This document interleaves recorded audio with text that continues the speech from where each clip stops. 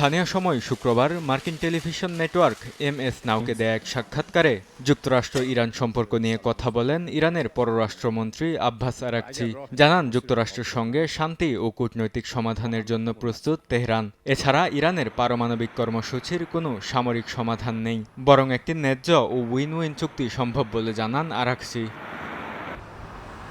মধ্যপ্রাচ্যে যুক্তরাষ্ট্রের ব্যাপক সামরিক উপস্থিতিকে অপ্রয়োজনীয় ও সহায়ক নয় বলেও মন্তব্য করেন ইরানের পররাষ্ট্রমন্ত্রী। বর্তমানে অঞ্চলটিতে দুটি বিমানবাহী রণতরী ও ডজন খানেক যুদ্ধবিমান মোতায়েন রয়েছে। এছাড়া জাহাজ তথ্য অনুসন্ধানকারী সাইটগুলোর তথ্য অনুযায়ী বিশ্বের বৃহত্তম রণতরী USS Gerald R Ford Gibraltar প্রণালী পেরিয়ে ভূমধ্যসাগরে প্রবেশ করেছে। আরাকচি সতর্ক করে বলেন, সামরিক শক্তি প্রয়োগ কেবল পরিস্থিতি জটিল করবে এবং পুরো অঞ্চলকে বিপর্যয়ের দিকে ঠেলে দেবে। এদিকে হোয়াইট হাউসে সাংবাদিকদের প্রশ্নের জবাবে মার্কিন প্রেসিডেন্ট ডোনাল্ড ট্রাম্প বলেন, ইরানকে চাপে রাখতে সামরিক হামলার বিষয়টি বিবেচনা করছে হোয়াইট হাউস। তবে তেহরানকে অবশ্যই একটি ন্যায্য চুক্তিতে পৌঁছাতে হবে, তা না হলে খারাপ কিছু ঘটতে পারে বলেও সতর্ক করেন ট্রাম্প।